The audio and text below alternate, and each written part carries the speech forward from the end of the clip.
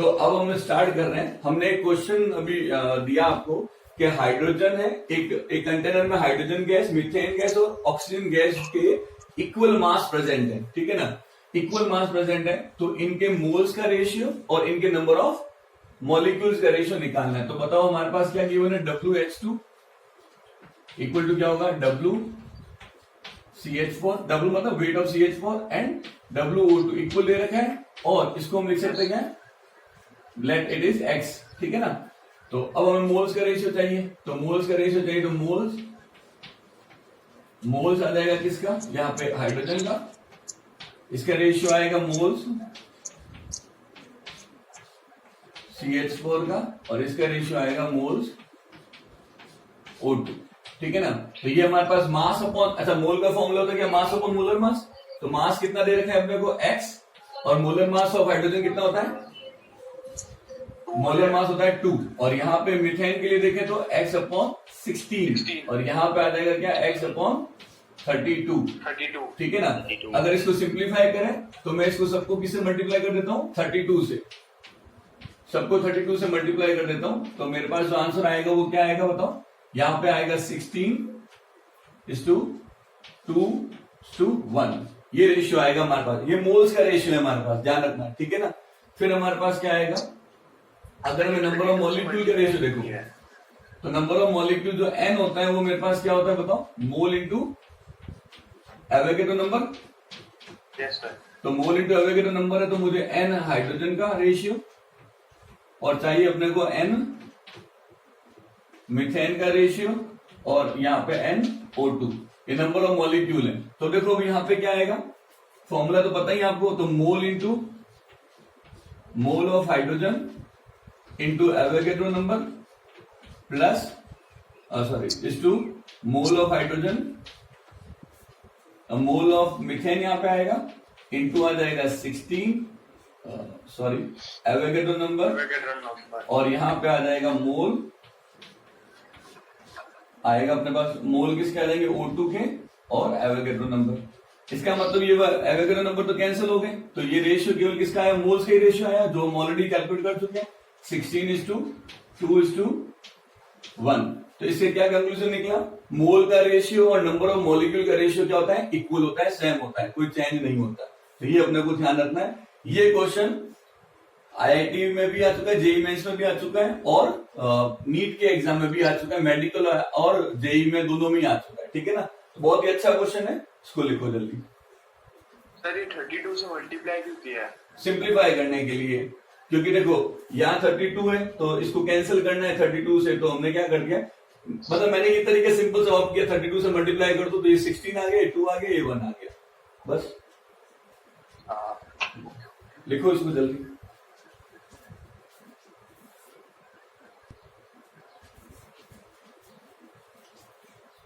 तो अब next topic आएगा यहाँ पे, अगर हमें डेंसिटी दे दी जाए है ना किसी की और फिर हमें कुछ पूछा जाए तो हम क्या कर सकते हैं। तो इसमें लिखो क्वेश्चन बेस्ड अपॉन डेंसिटी, जहां डेंसिटी का यूज आएगा तो क्वेश्चन बेस्ड अपॉन डेंसिटी, वैसे सिंपल ही है, ज्यादा कुछ होता नहीं इसमें। तो क्वेश्चन बेस्ड अपॉन डेंसिटी, तो सबसे पहले आएगा यहाँ पे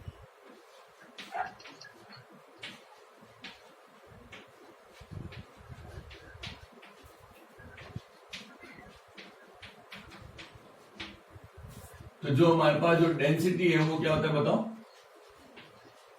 मास अपॉन। तो यहां पे हम एक क्वेश्चन ले लेते हैं सबसे पहले। तो यहां पे एक क्वेश्चन है ये, calculate volume of 1 water molecule, ठीक है ना। और वाटर मॉलिक्यूल की जो डेंसिटी होती है वो कितनी होती है बताओ, 1 ग्राम पर ml, ठीक है ना। तो क्वेश्चन ये है, यहां पे हमने पूछा है calculate volume of 1 water molecule. अच्छा ऐसे क्वेश्चन में क्या होता है, हम एम्प्टी स्पेस और वॉइड की बात नहीं करते, जनरल क्वेश्चन होता है। तो एक वाटर मॉलिक्यूल कितना वॉल्यूम ऑक्यूपाई करता है ऑन एन एवरेज, वो हमें कैलकुलेट करना है, ठीक है ना। तो अब वो दे रखी है डेंसिटी, तो सबसे पहले क्या करोगे, डेंसिटी इक्वल टू क्या होता है बताओ, mass of on volume H2O molecule upon क्या आ जाएगा बताओ, वॉल्यूम ऑफ, अच्छा हमने मास किसका लिया, एक H2O मॉलिक्यूल का लिया है, तो वॉल्यूम भी कितना आएगा, वॉल्यूम ऑफ 1 H2O मॉलिक्यूल। अच्छा मास ऑफ 1, अब यहां पे देख लेते हैं volume of 1 H2O molecule equal to क्या होगा बताओ, मास ऑफ H2O कितना होगा बताओ हमारे पास 18 ग्राम 18 AMU है ना, 18 AMU अपॉन क्या आएगा, डेंसिटी। अच्छा AMU को मैं क्या लिखता हूं, 1/Na, तो 18 अपॉन Na आ गया, एवोगैड्रो नंबर इंटू डेंसिटी क्या है 1, डेंसिटी ठीक है ना। तो यहां पे हमारे पास क्या आएगा 18 अपॉन 6.02 इंटू 10⁻23। अच्छा ये वैल्यू किस में आएगी, ml में, क्योंकि डेंसिटी को हमने ग्राम पर ml में पुट किया है। इसको मैं अप्रोक्सीमेटली क्या मान लेता हूँ, 6 ले लेता हूँ, ठीक है ना। तो वॉल्यूम अप्रोक्सीमेटली कितना आएगा बताओ, यहाँ पे 3 इंटू 10⁻⁻23 यहाँ पे ml, और क्या लिख सकते हैं ml को, सेंटीमीटर क्यूब, ठीक है। अब यहां पे क्वेश्चन आता है कि if H2O molecule is spherical, if H2O molecule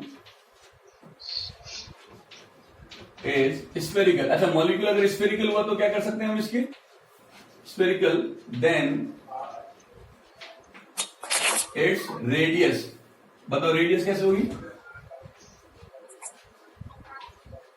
radius, अच्छा रेडियस ऑफ H2O मॉलिक्यूल निकालना है, तो आपको पता है वॉल्यूम जो होता है, जो हमारे पास 3 इंटू 10⁻⁻23 आया, इसको मैं लिख सकता हूं 4/3 पाई r क्यूब, सही है ना।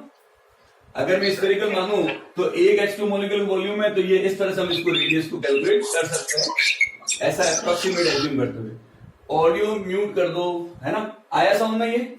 अगर H2O मॉलिक्यूल को मैं क्या एज्यूम करूं, स्फेरिकल एज्यूम कर लूं, तो मेरे पास जो आएगा यहाँ पे, ऐसा इसमें बाय डिफॉल्ट हमने क्या कर दिया, ये मान लिया कि पूरे H2O मॉलिक्यूल, ऐसा होता नहीं है, बीच में वॉइड वगैरह होता है, लेकिन एक जनरल क्वेश्चन है, तो उस तरीके से हम इसको ऐसे ही सॉल्व करेंगे, ठीक है। लिखो इसको जल्दी, इसमें कोई डाउट हो तो पूछो।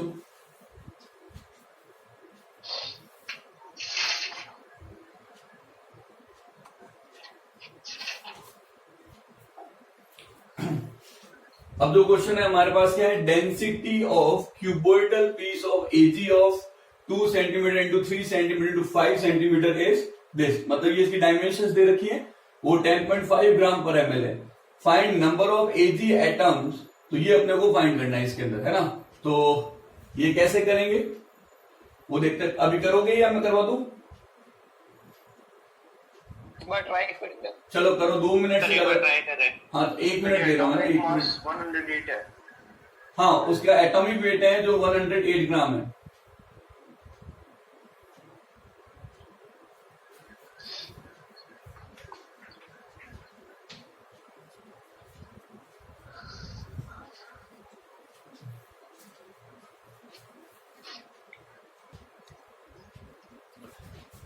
चलो मैं इसको बता रहा हूं, सबसे पहले हम क्या निकालते हैं, वॉल्यूम, ठीक है ना। तो वॉल्यूम जो होगा वो क्या होगा, volume of AG, volume of AG हमारे पास क्या होगा 2 इंटू 3 इंटू 5, तो कितना आएगा 30 सेंटीमीटर क्यूब और 30 ml, ठीक है ना। अच्छा डेंसिटी हमें पता है, तो डेंसिटी इक्वल टू क्या होता है, मास अपॉन वॉल्यूम, तो हमें चाहिए मास of AG, mass of AG, और mass of AG equal to क्या आ जाएगा बताओ, यहां पे अगर मास ऑफ एजी निकालना है डेंसिटी इंटू वॉल्यूम, डेंसिटी हमारे पास दे रखी है कितनी 10.5 इंटू 30, तो ये आएगा 315 ग्राम, ठीक है। मास आ चुका है, हमें नंबर निकालना है, नंबर ऑफ एजी एटम निकालने के लिए क्या होता है हमारे पास, बोलो, मोल इंटू एवोगैड्रो नंबर वाला फॉर्मूला होता है, और मास गिवन है तो मोल निकालना है ना, मास तो W upon mW into Avogadro number, और यहाँ पे देखिए W कितना है अपने पास, बोलो, 4.7, यहाँ पे आ जाएगा ये 315 अपॉन 108 108 इंटू एवोगैड्रो नंबर। अब इसको सॉल्व कर लेते हैं, ठीक है ना। ये हमारे पास क्वेश्चन हो गया। अब हम क्या कर सकते हैं, calculation of number of electron, proton and neutron in atoms and molecules, ठीक है ना। तो एक नया टॉपिक स्टार्ट कर रहा हूं मैं, calculation of electron, proton, neutron in atoms oblique molecule oblique ion, ठीक है ना। तो ये इस तरह से हमारे पास एक पॉइंट आ गया, एक हमने नया टॉपिक बना दिया। इलेक्ट्रॉन, प्रोटॉन और न्यूट्रॉन को हम कैसे कैलकुलेट कर सकते हैं। तो देखो इसका क्या करते हैं, हम एक तरह से सिंपल सा फॉर्मूला बना देते हैं। तो आप यहां बताओ, यहां पे मेरे पास क्या आएगा, जो यहां पे देखें नंबर, ठीक है ना, number of electron, proton, neutron, ठीक है ना। देखो यहां पे मैंने क्या किया, number of electron, proton, neutron को मैं कैपिटल एन लिख देता हूं, या चलो एन ही लिख देता हूं, ठीक है ना। तो यहां पे मैं लिख रहा हूं यहां पे एन इंटू, ठीक है ना, N into moles into Avogadro number, ठीक है ना। और यहां जो स्मॉल एन जो है, ये जो स्मॉल एन है, ये स्मॉल एन, अच्छा यहां पे थोड़ा सा दिक्कत है, इसलिए मैं अलग से इसको डिफाइन कर रहा हूं, ठीक है ना। न्यूट्रॉन, क्योंकि इसको भी हम कैपिटल लिख नहीं सकते, क्योंकि वो इस एन से थोड़ा गड़बड़ करेगा, तो थोड़ा इस सिंबल को ध्यान रखना। ये जो एन है ये क्या है, number of electron, proton, neutron in one entity.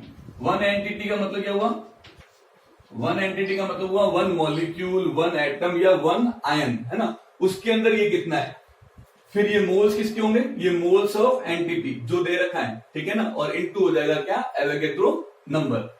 एक अपने पास मेडिकल में क्वेश्चन आ चुका है, देख लेते हैं। यहां पे फाइंड इलेक्ट्रॉन, प्रोटॉन, न्यूट्रॉन इन 1.6 ग्राम मीथेन, ठीक है ना, 1.6 ग्राम मीथेन।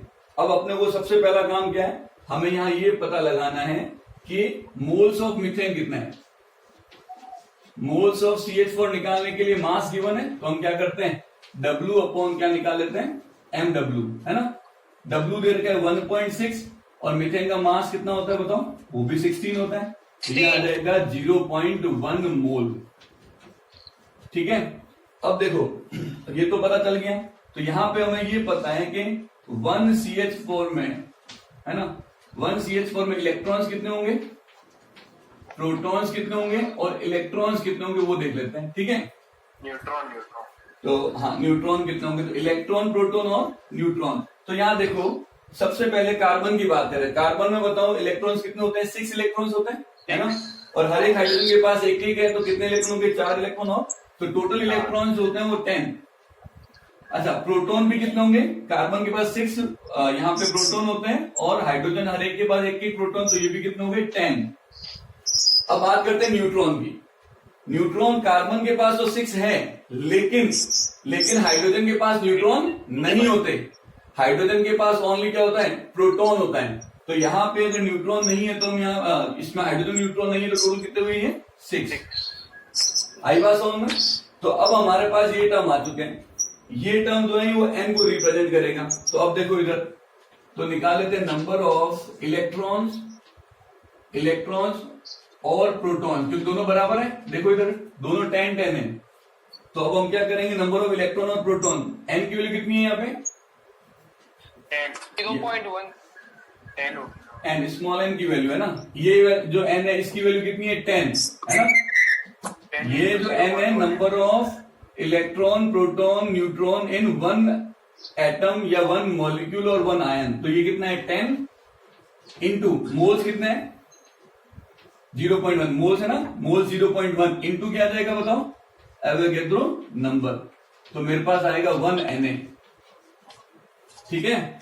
और अगर नंबर ऑफ न्यूट्रॉन पूछे, नंबर ऑफ न्यूट्रॉन, तो नंबर ऑफ न्यूट्रॉन के नंबर्स कितने हैं यहाँ पे, नंबर ऑफ न्यूट्रॉन है 6 इंटू 0.1 इंटू Na, तो ये आएगा 0.6 ठीक है। इसको लिखो, जल्दी लिखो इसको। ऑडियो म्यूट करो भाई सभी स्टूडेंट्स।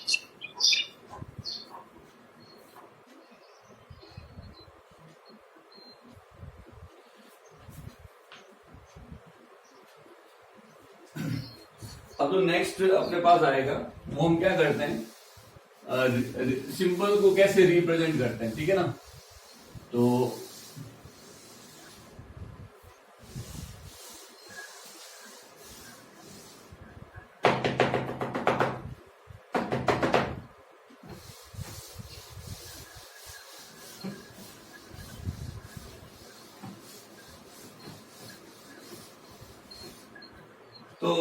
जैसे मान लो हमारे पास कोई भी सिंबल है, ठीक है ना।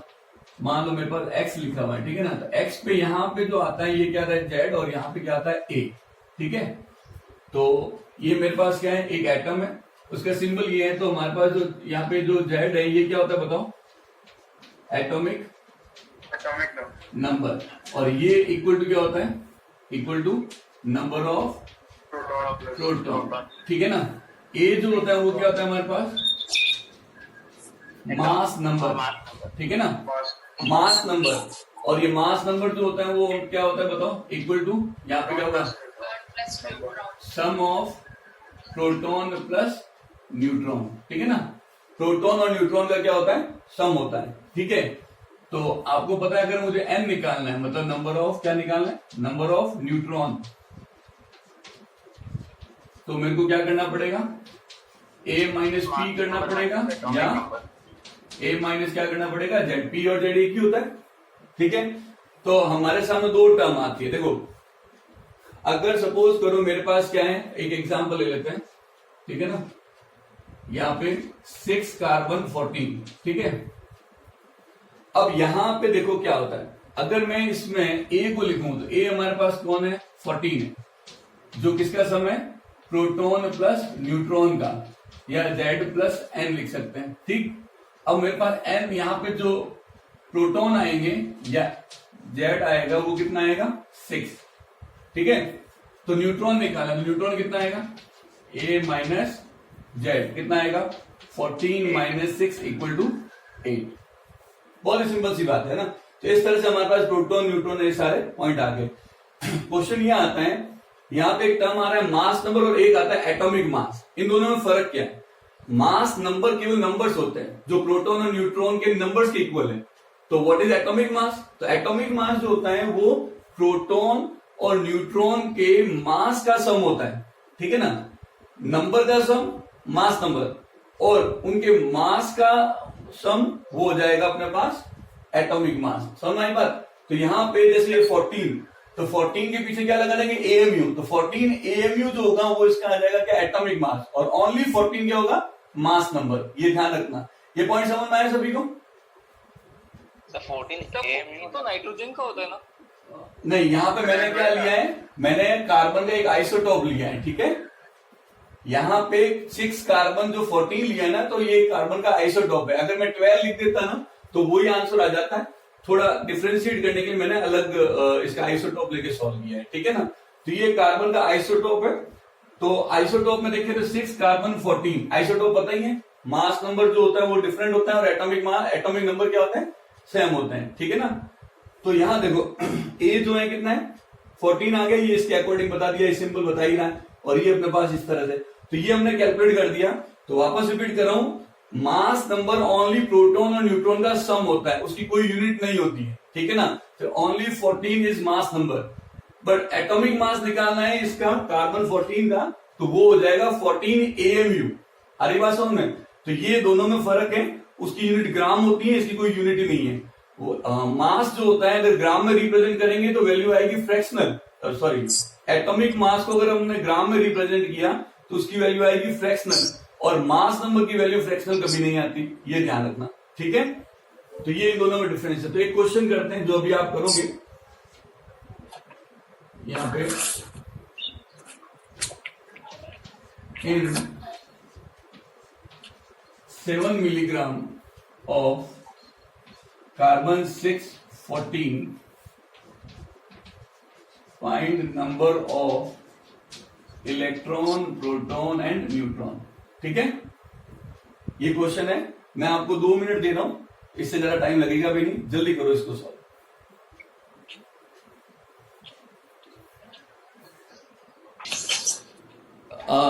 अब इसमें देखो,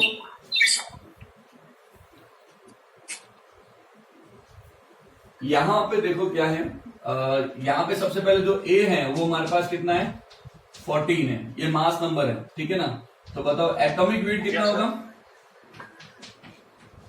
बोलो 14 AMU। और अगर मैं इसका ग्राम एटॉमिक वेट लिखूंगा तो ग्राम एटॉमिक वेट GAM, जिसको मैं MW से रिप्रेजेंट करता हूं, वो कितना आ जाएगा, 14 ग्राम। ठीक है ना। अब कार्बन का देखो, जबकि हमें पता है नाइट्रोजन का होता है, लेकिन मैंने आइसोटोप लिया है ना, तो अपने को ये ध्यान रखना पड़ेगा कि आइसोटोप का जो मास नंबर है उसके अकॉर्डिंग हम उसको एटॉमिक मास में कन्वर्ट करेंगे, ग्राम एटॉमिक मास में। अच्छा, प्रोटॉन इसमें कितने आ जाएंगे, जो हम ऊपर कैलकुलेट कर चुके हैं 6। इलेक्ट्रॉन कितने आ जाएंगे, 6। और जो हमारे पास न्यूट्रॉन होंगे वो कितने आ जाएंगे, 8। आपकी आवाज नहीं आ रही। अब आ रही है आवाज, मुझे तो आ रही है। हाँ सर आ रही है। अरे वो तो तुम्हारे कहीं ना कहीं डिस्टर्बेंस हो जाता होगा, है ना। अब देखो इधर, तो यहाँ पे ये हमारे पास कंडीशन आ गई। अब हम क्या करते हैं, सबसे पहले निकाल लेते हैं मोल्स। ठीक है ना, मोल्स ऑफ C14, वो कितना आएगा, 7 मिलीग्राम है, तो क्या करेंगे, 7/1000 डिवाइडेड बाय कितना आएगा अपने पास यहाँ पे 14, तो ये 1 क्या आएगा, 2000। 1/2000 को हम सॉल्व करें तो ये आएगा 5 × 10⁻⁻⁴। ठीक है ना, ये हमारे पास आएगा। तो अगर हम देखें तो ये हमारे पास ये इसकी वैल्यू आ गई मोल्स की। अब हमें चाहिए क्या, नंबर ऑफ इलेक्ट्रॉन और प्रोटॉन। अरे समझ में आ रही ना बात, हाँ सर। ठीक है ना। तो नंबर ऑफ इलेक्ट्रॉन और प्रोटॉन वो कितना आएगा बताओ। अब देखो थोड़ा कम टाइम ही बचा है, तो 6 × 5 × 10 तो ये आएगा क्या, नंबर ऑफ इलेक्ट्रॉन प्रोटॉन, तो कितना है 6 इंटू, याद है ना सबसे पहले फॉर्मूले में लिखा है नंबर्स इंटू मोल्स। मोल्स कितने हैं, 10⁻⁻⁴ इंटू क्या था, एवोगैड्रो नंबर इंटू Na। ये हमारे पास आ गया। अब Na की वैल्यू पूरी पुट कर सकते हो आप। और यहाँ पे number of neutron 8 into 5 × 10⁻⁻⁴ into Avogadro number. ठीक है, लिखो इसको जल्दी।